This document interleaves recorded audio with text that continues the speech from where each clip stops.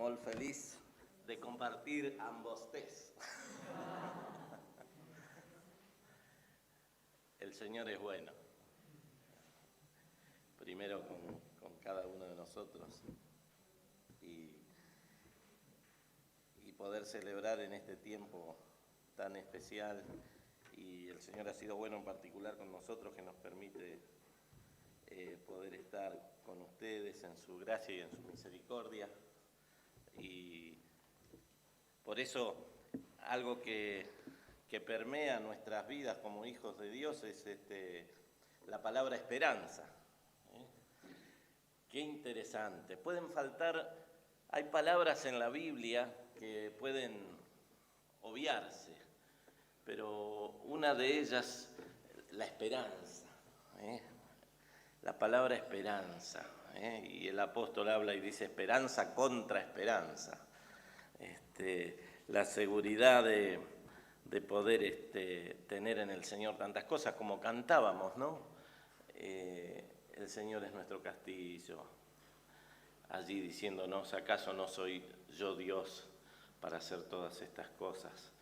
Y esta es una semana que hemos vivido de esperanza, ¿no? Porque el Señor ha venido, porque el Señor nació.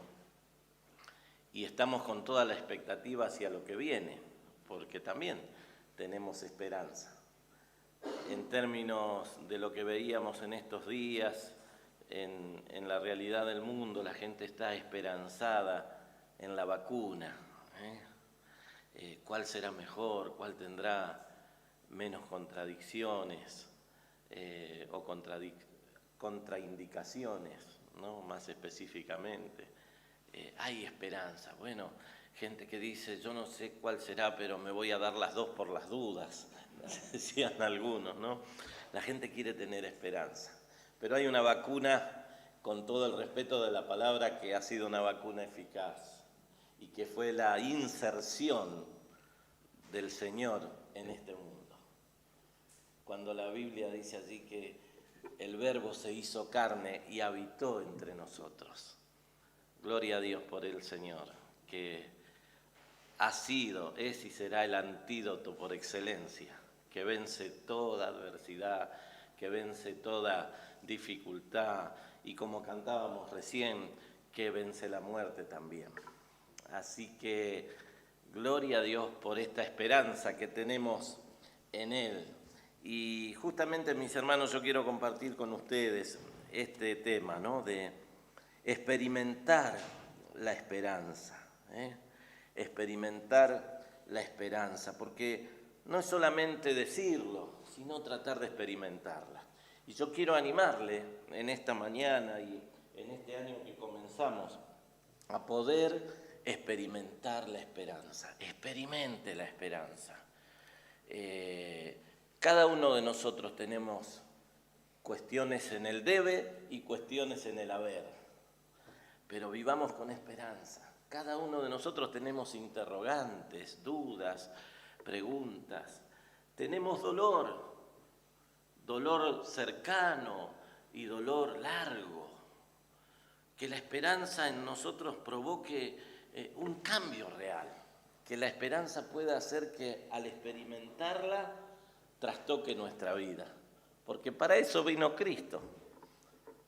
Para morir en la cruz, para mostrar que venció la cruz, que venció la muerte y con Él tenemos todas las cosas. Así que allí en la carta de Romanos hay una expresión de esperanza, dice un escritor que está en Romanos capítulo 5, versículos 1 al 5, y dice, justificados pues por la fe, tenemos paz para con Dios por medio de nuestro Señor Jesucristo, por quien también, teniendo entrada por la fe a esta gracia en la cual estamos firmes y nos gloriamos en la esperanza de la gloria de Dios. Y no solo esto, sino que también nos gloriamos en las tribulaciones, sabiendo que la tribulación produce paciencia, y la paciencia prueba, y la prueba esperanza otra vez. Y la esperanza no avergüenza, porque el amor de Dios ha sido derramado en nuestros corazones por el Espíritu Santo que nos fue dado. Que Dios bendiga esta palabra, mi hermano.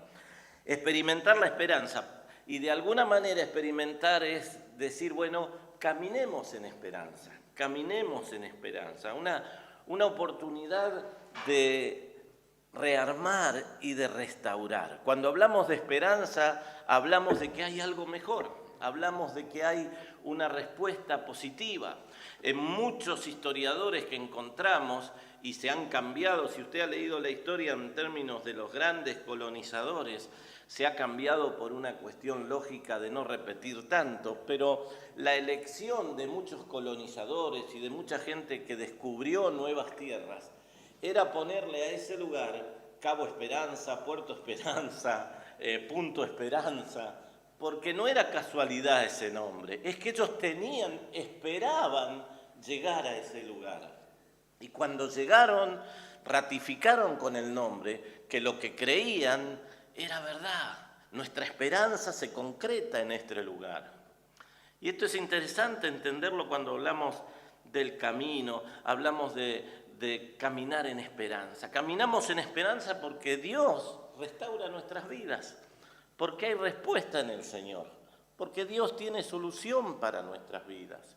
Y cuando hablamos de restauración, no hablamos solamente de una restauración externa, de una restauración tipo marketing, sino de una restauración más profunda. Dios restaura nuestras vidas y seguramente aquí tenemos más de un testimonio de lo que Dios ha hecho en la vida de aquellos que confiaron en Él. Dios nos restaura. Por eso debemos caminar. Y fíjense que esta restauración está allí en el pasaje que leíamos y nos habla de justificación, nos habla de paz con Dios, nos habla también de estar firmes en su gracia. Tenemos esperanza. Y esto se ve en la justificación. En Jesucristo fuimos hechos justos. Cuando recordamos la Navidad, cuando recordamos este tiempo, estamos diciendo, Jesucristo vino a justificarnos, vino a traernos paz con Dios, vino a restaurar lo que estaba roto. Y es importante que podamos entender esto en este tiempo. Si usted me acompaña con la lectura allí en la profecía de Zacarías, cuando habla de Juan, que estaba por nacer, allí en Lucas 1, él dice, por la entrañable misericordia de nuestro Dios con que nos visitó desde lo alto la aurora, para dar luz a los que habitan en tinieblas y en sombra de muerte, para encaminar nuestros pies por caminos de paz. Zacarías en su profecía, hablando de Juan el Bautista, dice, Dios mandó esto y manda a este niño para que las cosas sean contrastadas, para que donde haya oscuridad venga su luz, para donde haya caminos de violencia y de guerra, haya caminos de paz. Y Zacarías lo dice en términos espirituales, pero entendiendo su contexto. Había muchas luchas, mucha revolución en Israel en esa época. Y se necesitaba paz. Y el preanuncio del nacimiento de Juan el Bautista y luego, lógicamente, en el encuentro con Elizabeth y María, allí en el anuncio del nacimiento de nuestro Salvador, Zacarías, inspirado por el Señor, dice estas palabras: hay esperanza, porque donde hay violencia va a haber paz. Y donde hay oscuridad va a brillar la luz de Dios. Y mi hermano, esto es para nosotros también. Debemos tomarlo para nosotros, debemos experimentarlos. Debemos hacer que esta esperanza sea realidad en nuestra vida en este tiempo. No solamente como una fecha simbólica, tradicional y repetitiva en nuestras vidas, sino como un punto fundamental de cambio. Que hoy, al pensar en la esperanza en Jesucristo, podamos pensar en nuestra intimidad y ver dónde necesita el Señor afectar con esta esperanza. En dónde hay tinieblas aún. Quizás no tinieblas de perdición, pero quizás cosas turbias que necesitamos que la esperanza de Dios ilumine. en donde hay conflicto y tirantez, necesitamos que Dios ilumine con su esperanza eso y traiga su paz. Mi hermano, donde está Dios, está su paz. Donde está Dios, está su luz. Es irremediablemente así que pasan las cosas donde está la presencia de Dios. Por eso debemos experimentar la esperanza en nuestras vidas, para que todas las cosas sean contrastadas. Y fíjense que no es casualidad, no es para hablar tanto de Juan, pero es interesante, yo le animo. Juan fue criado en un ámbito muy áspero en términos teológicos. Usted sabe que fue criado por los sacerdotes esenios en el desierto y era muy contrastante. Ellos decían ojo por ojo, diente por diente. Jesús después lo revoca esto y dice, bueno, ¿oíste y qué fue dicho? Ojo por ojo, diente por diente. Ahora yo te digo, amá a tu enemigo. Jesús fue más allá. Pero es interesante entender este contraste para comprender el contraste de la llegada del Señor. Y cuando hablamos de la esperanza hace un contraste contra la desesperanza, contra la oscuridad, contra el temor, contra la angustia. Por eso debemos caminar en ese sentido y desafiarnos a vivir. Y como decíamos hoy, pensar en esto, que el Señor vino y habitó entre nosotros. Esa es la esperanza más grande que podemos ver ejemplificada en la palabra del Señor. Caminar en la esperanza, pero también la esperanza entenderla como misericordia. Entenderla como este acto de misericordia, como este acto de salvación, como dice allí Romanos. Gracias a Dios fuimos justificados, fuimos hechos justos, nos perdonó los pecados y hoy podemos en su gracia, en su misericordia, caminar. La esperanza nos mueve no solamente a reconocer la misericordia de Dios, sino tratar de practicarla, de vivirla. Hace unos años atrás, esto fue un hecho real, no es una ilustración así para llenar un mensaje, es un caso real. Un granjero en una ciudad ganó por 6ª vez el grano de mejor trigo y ganó un premio 6 años seguidos, 6 cosechas seguidas. Y este granjero tenía el mejor trigo, el mejor maíz también. Y claro, en un momento le dijeron, por favor, díganos su secreto. Y él dijo simplemente esto, pero a la vez algo interesante. Dice, hace 7 años me di cuenta que compartiendo mi grano, que era el mejor, con mis vecinos, ellos lo sembraban, entonces la polinización natural que se daba hacía que el mismo grano se perfeccione. Y por eso tenemos buenos granos, y a mí me tocó en estos años ser el mejor grano, pero si ustedes ven otros granos de mis vecinos van a ver que es el mismo grano que el mío. Y es interesante entender esto, mis hermanos. Vivimos en una sociedad egoísta, en donde si yo tengo algo bueno no lo quiero dar. Y este hombre nos dejó una enseñanza. Si tenés algo bueno, compartilo, porque al compartir va a haber bendición para ti. Y cuando hablamos de la esperanza como misericordia, no solo desde el punto de vista de Dios hacia nosotros, sino también de nosotros hacia los que nos rodean, estamos hablando de esto. Estamos hablando de recibir esta misericordia de Dios, pero también de estar dispuestos a darla, de no quedarnos encapsulados con lo que Dios nos da y somos felices, sino aún darlo para bendición de otros. Y ese mismo acto de dar va a provocar en esa situación espiritual ecológica, podríamos decir, que el resultado para mi vida sea mejor. Mi hermano, lo que tú recibes no es tuyo. Lo que tú ganas no es tuyo. Lo que tú logras no lo logras por el esfuerzo personal o tu capacidad. Lo que tú logras, lo logras por la misericordia de Dios. Y es interesante entender esto. Nos creemos dueños de la misericordia de Dios. Nos creemos dueños de lo que tenemos. Y somos simple y humildemente mayordomos de lo que Dios nos da. eso yo te animo en este tiempo a que al pensar en esperanza, no pienses en lo que tú has recibido, sino que te preguntes, ¿qué estuve dando? ¿Cómo transmití esperanza a los demás?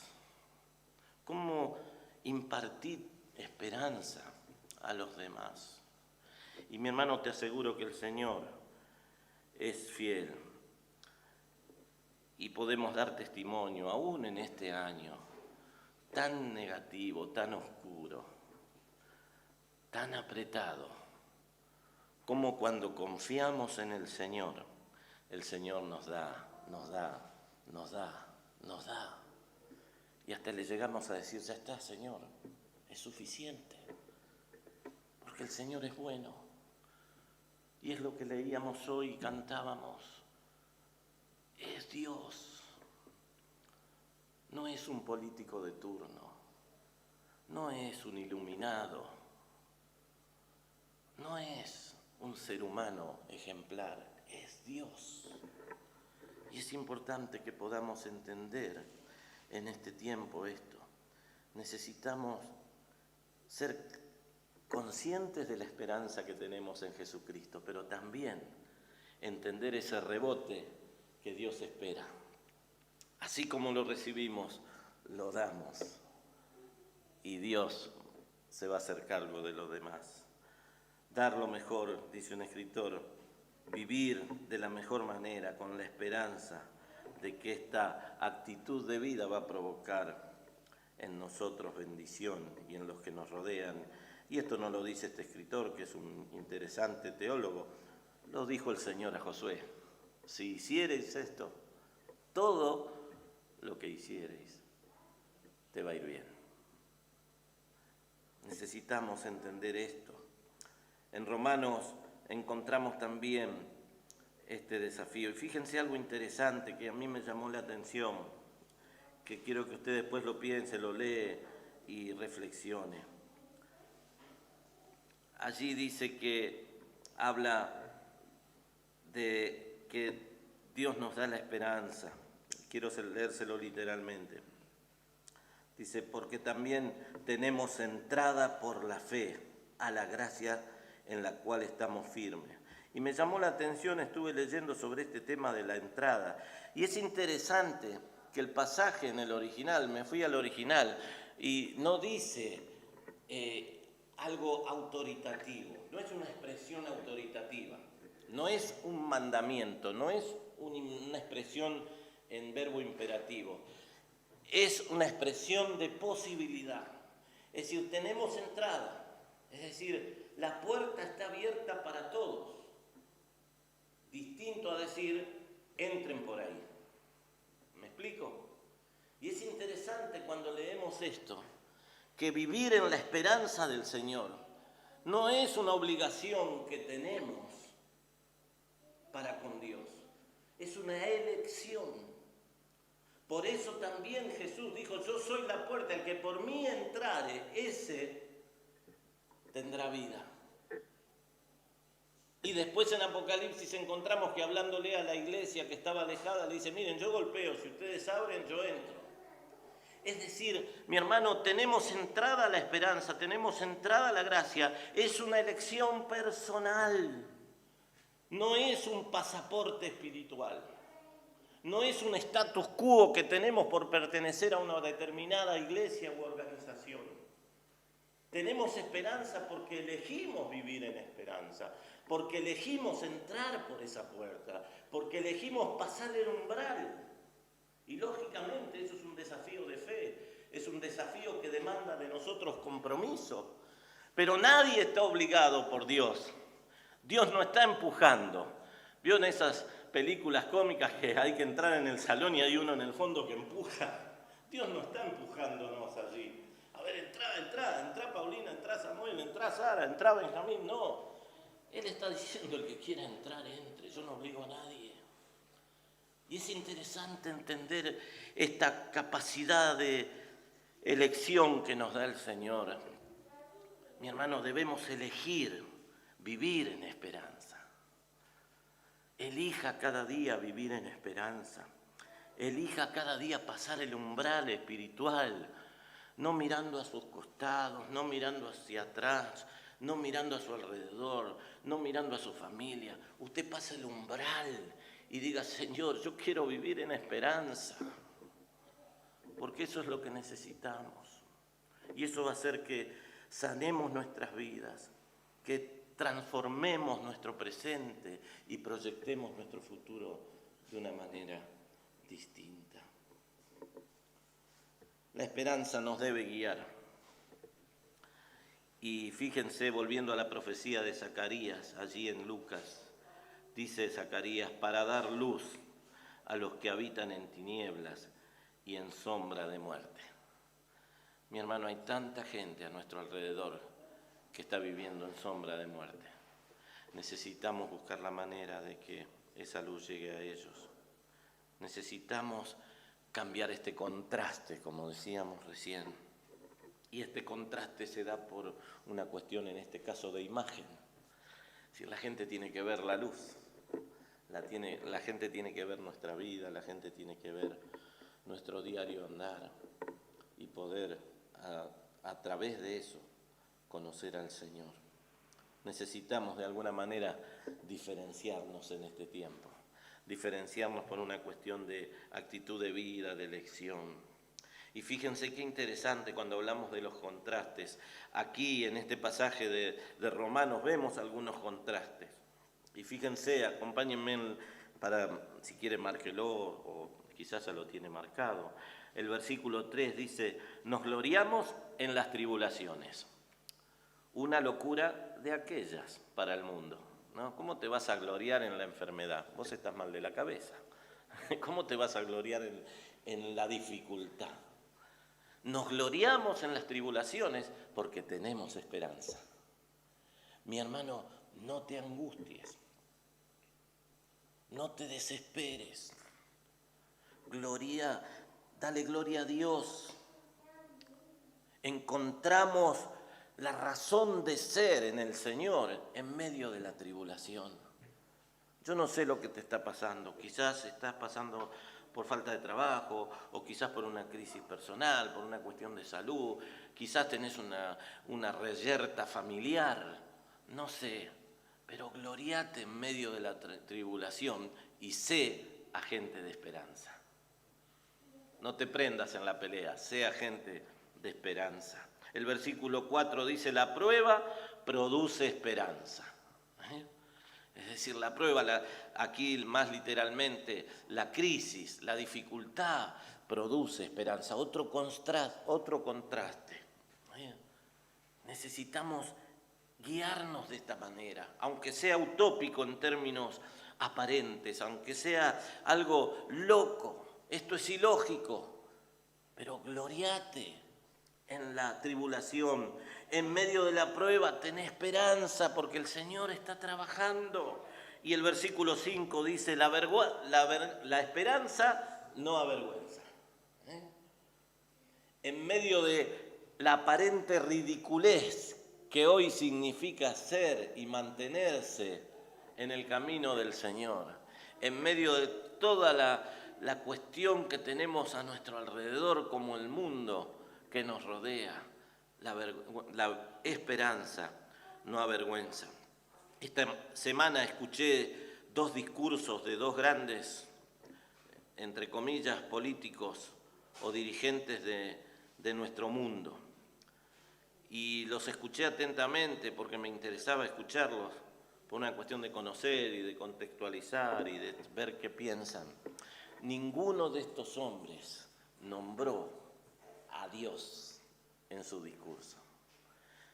Y le decía a Olga, ¿te diste cuenta? No habló de Dios. Por un lado agradezco su sinceridad y transparencia, porque realmente no tienen a Dios en cuenta. Pero paralelamente no habló de Dios. Y es triste cuando alguien confía que su futuro está en las manos de él mismo. La esperanza no avergüenza, no nos debe avergonzar decir que confiamos en Dios, no nos debe avergonzar que reconocer nuestra limitación, porque en medio de nuestra limitación el Señor va a obrar y va a hacer cosas maravillosas. En este tiempo que vivimos, mis hermanos, caminemos en esperanza, dejémonos guiar por la esperanza. Y en medio de tanta inestabilidad que hay a nuestro alrededor, que la esperanza sea el ancla, sea ese faro que nos mantenga firmes en el Señor. Estamos dejando un año que no podemos decir que fue un año perdido. A veces cuando escucho a cristianos que dicen fue un año perdido, no, mi hermano, el poder de Dios se manifestó en su vida cada día.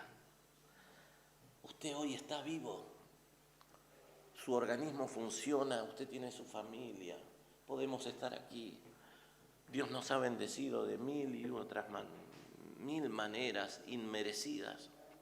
No fue un año perdido. Nos quieren hacer creer que fue un año perdido, pero fue un año de victoria, un año en donde vimos el poder de Dios, en donde vimos su soberanía, su voluntad, en donde vimos que ningún científico del mundo puede ir en contra de lo que Dios permite en su momento. Y hoy no lo podemos medir, la historia nos va a enseñar y vamos a ver el plan de Dios detrás de todo esto. Pero no fue un año perdido, fue un año en donde Dios se manifestó. Y en medio de toda esta realidad inestable, necesitamos en la esperanza afincarnos y enfocarnos hacia el año que vamos a comenzar. Mi hermano, comience el año con esperanza, comience el año estable en el Señor, comience el año de una vez por todas sanando aquellas cosas que son necesarias sanar.